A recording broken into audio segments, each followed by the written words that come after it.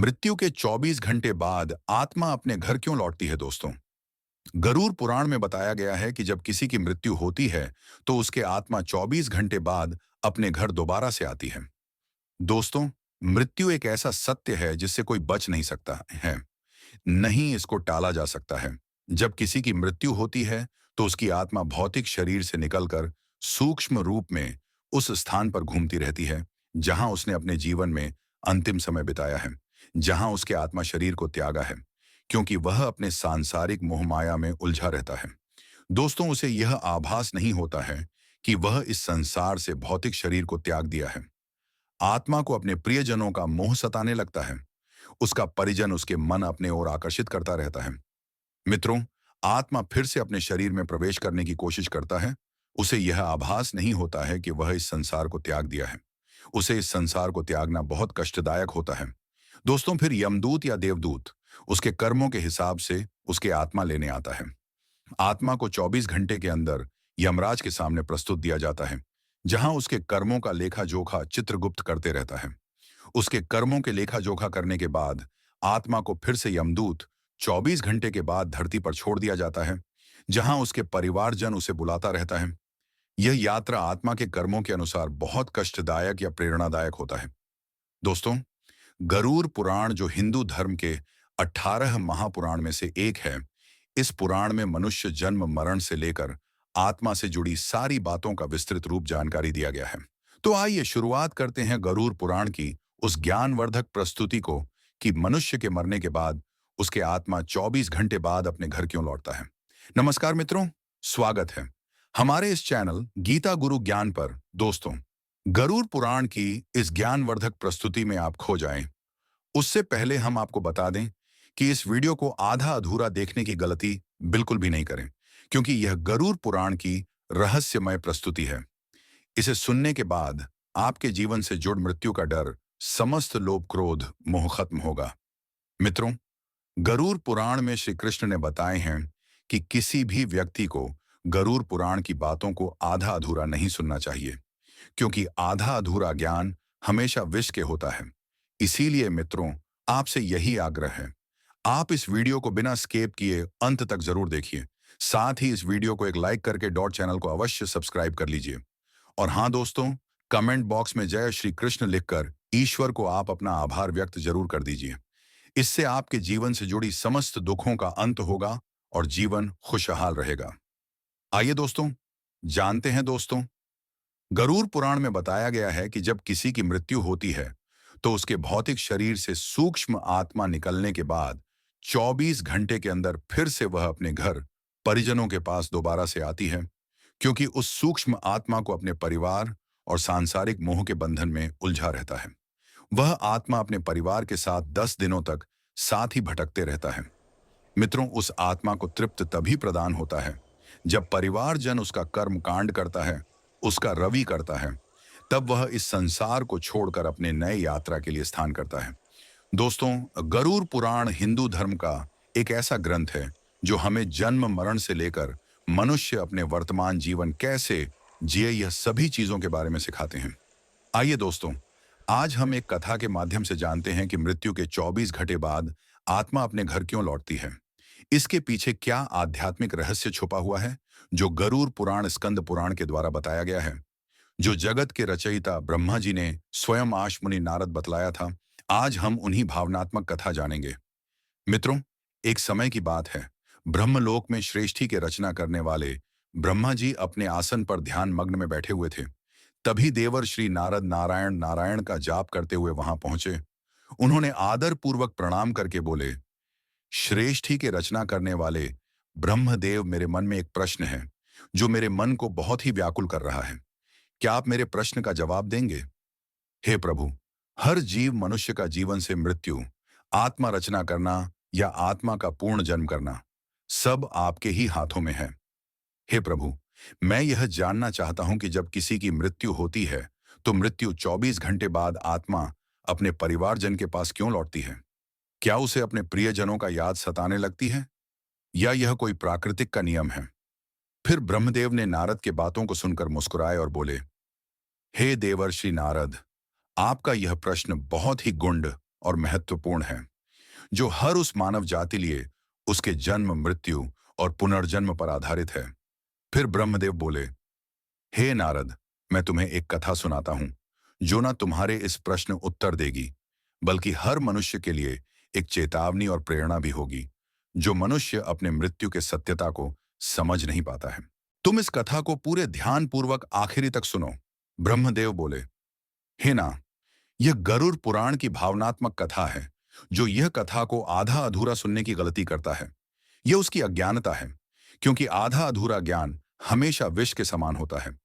जो इस कलयुग भरी संसार में जो मनुष्य इस कथा को पूरे ध्यानपूर्वक आखिरी तक सुन लेगा और समझ लेगा, उसका इस संसार से जीवन में भरी लोभ, क्रोध, मोह का अंत होगा। यह संसार केवल एक माया की जाल है। इस संसार जो भी कुछ घटता है, यह प्राकृतिक का परिणाम होता है। फिर नारद बोले, हे प्रभु, मैं उस कथा को पूरे ध्यान पूर्वक आखिरी तक सुनूंगा और समझूंगा। आप निश्चित होकर उस कथा को सुनाएं। फिर ब्रह्मदेव उस कथा को सुनाते हैं। फिर ब्रह्मदेव बोले, हे नारद, प्राचीन काल में एक राजा रहता था, जिसका नाम धर्मपाल था। बहुत ही न्यायप्रिय, और वह अपने जनता के उत्तरदायित्व था। वह अपने राज्य का पालन धर्म के अनुसार करता था। वह हमेशा पुण्य कार्य में लिप्त रहता था। लेकिन एक दिन उसकी अचानक मृत्यु हो जाती है। राजा की मृत्यु से पूरे परिवार और राज्य की प्रजा यह सुनकर शोक में डूब गया। मित्र राजा की मृत्यु के तुरंत बाद उसकी आत्मा नश्वर शरीर को त्याग कर बाहर निकल जाती है।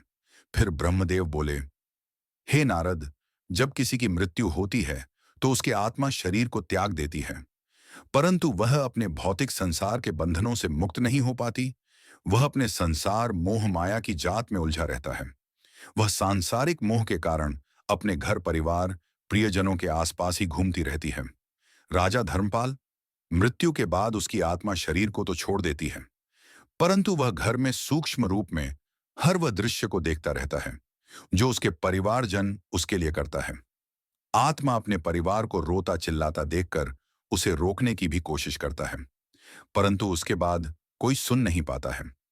राजा की आत्मा ने यह सोचा कि मेरे परिवार को यह क्यों नहीं समझ आ रहा है कि यह संसार अस्थायी है। यह संसार एक मोहमाया खेल है, मुझे इससे मुक्त होना होगा। लेकिन राजा की आत्मा को परिवारजन उसको अपनी तरफ खींच रहा था। दोस्तों, फिर भगवान ब्रह्मा ने बोला, हे नारद, मृत्यु के 24 घंटे बाद आत्मा को अपने घर इसलिए लौटने पड़ता है क्योंकि वह अपने संसार परिवार मोह में उलझा रहता है। उसके आत्मा को परिवार पुराता रहता है, जिससे उससे मोक्ष प्राप्त करने में बाधा उत्पन्न होता है। वह अपने आप को रोक नहीं पाता है। जब राजा की आत्मा मृत्यु के 24 घंटे बाद अपने परिवार के पास आता है, तो यह देखता है कि उसके परिवार, उसके पत्नी आंसू से भरी हुई है।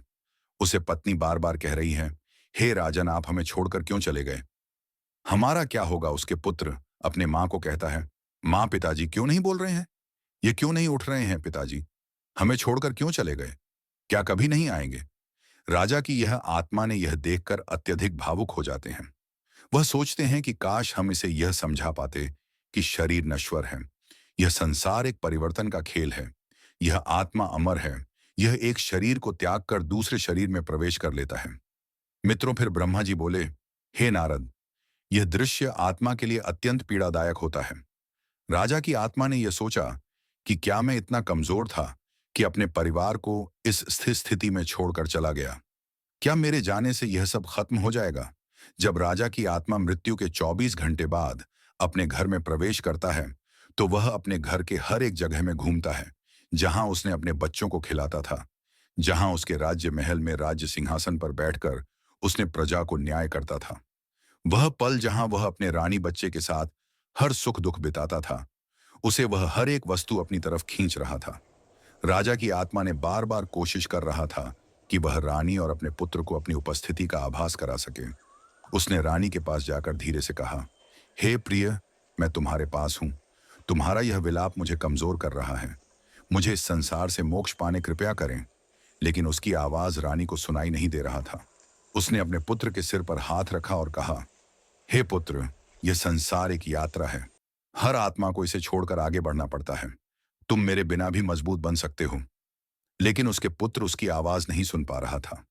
फिर आत्मा ने निराश होकर अपने परिवार की ओर देखा और कहा, क्या यह मेरा मोह है जो मुझे संसार इच्छा में बांध रहा है? या उनके आंसू जो मुझे रो रो कर पुकार रहा है? नारद अब समझ गया कि मृत्यु के 24 घंटे बाद आत्मा अपने घर क्यों लौटती है।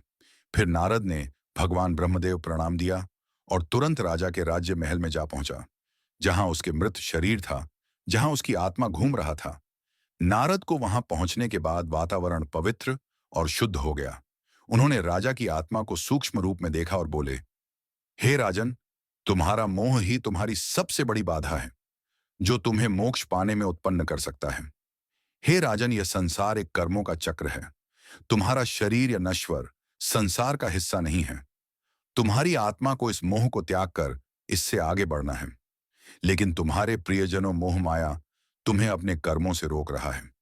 फिर नारद ने राजा के परिवार को समझाने के लिए अपनी वीणा उठाई और गरुड़ पुराण के श्लोक समझाने लगा।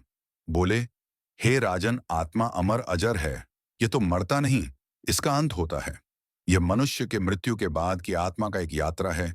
जिसने इस संसार में जन्म लिया है, उसे एक न एक दिन को छोड़कर सभी को जाना है। मृत्यु केवल एक नाटक है, यह आत्मा का मोक्ष पाने की प्रक्रिया है। रानी और राजा के पुत्र ने नारद की बातों को सुनकर कर शांत हुआ। फिर नारद रानी समझाया, हे राजन, तुम्हारा शोक राजा की आत्मा को बाधित कर रहा है। यदि तुम सच में उनसे प्रेम करते हो, तो उनके मोक्ष के लिए तुम भगवान की प्रार्थना करो। तुम्हारा यह मोह आत्मा को अपनी तरफ खींच रहा है।